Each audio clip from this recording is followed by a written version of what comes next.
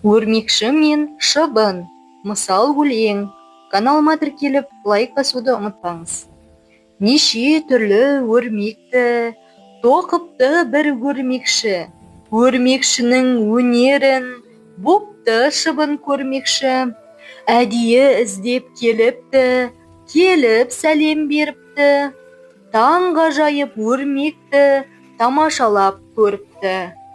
Құтты болсын өрмегің, ерен екен еңбегің.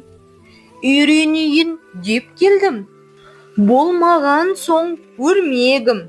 Өрмекші айтты, шыбыным, ермек деп жүр мұны кім?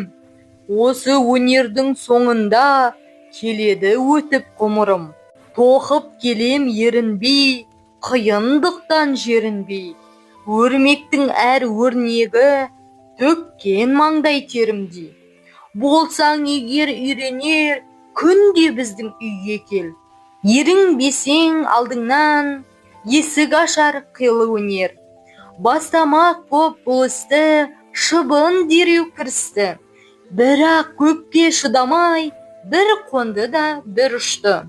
Шошандауын қоймады, оп-оңай деп ойлады. Бірақ тоқып бір отырып, өрмекпенен ойнады. Торға шығып ырғалды, бәлеге енді шын қалды.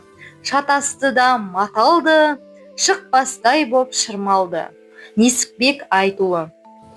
Несіпбек Айтұлы ақын.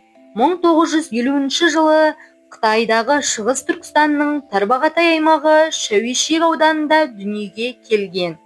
Балаларға арналған Қартаймайды, Күн неге, Бөрі тостаған, Құлан ойнақ тағы басқа кітаптары бар.